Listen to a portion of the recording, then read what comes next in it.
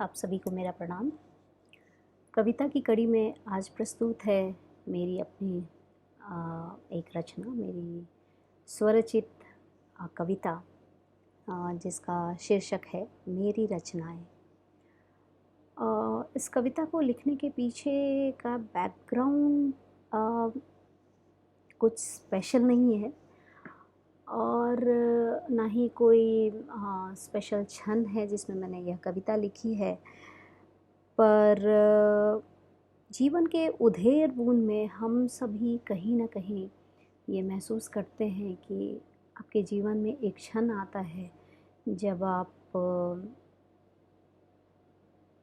अपनी इनसिक्योरिटीज़ को लेके काफ़ी सोच में पड़ जाते हैं, या जो जीवन की गति है, जो इम्परमेनेंस ऑफ लाइफ जिसे कहते हैं, जब उन सब चीज़ों को लेकर हम गहन चिंतन करने लगते हैं तो कहीं ना कहीं हमारी इनसिक्योरिटीज़ हम पर हावी होने लगती हैं। और उन्हीं क्षणों में मैं कहूँगी मैंने इस कविता को लिखा था। कई साल बीत गए हैं इस कविता को लिखे हुए, और इतने दिनों बाद मैं इस कविता को फिर से पढ़ पाई और सोचा कि आप लोगों के समक्ष रखूं। और आज मैंने काव्य पाठ में अपनी इसी रचना को स्थान दिया है। तो आइए सुनते हैं कविता। मेरी रचनाएं। अपनी रचनाओं का पुलिंदा देख सहसा ठिठक गई हूँ, सहम गई हूँ आज। क्या होगा इनका, क्या होगा इन रचनाओं का, क्या अंजाम मिलेगा इन्हें?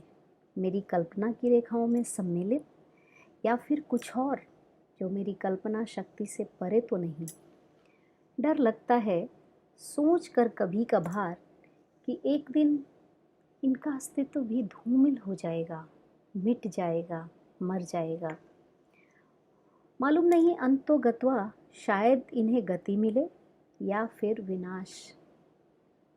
मुमकिन है मेरी रचनाएं पढ़ी जाएं सदियों कालांतर और बन जाएं धरोहर मेरे मरणोपरांत, और दे जाएं मुझे एक अमर्त्य पहचान।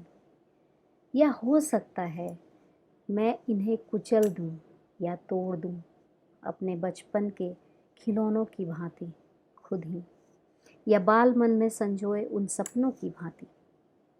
मुमकिन ये भी है कि तमाम कृतियां अंततः कूड़ेदान की तह में दम तोड़ जाएं या फिर बिक जाएं चंद रुपयों के भाव। तो ये थी मेरी कविता। इसे कविता कहूँ या बेहतर इसे अकविता कहना अच्छा रहेगा। तो मैं फिर से आऊँगी अपनी नई कविताओं को लेकर। तब तक के लिए आज्ञा दीजिए। धन्यवाद।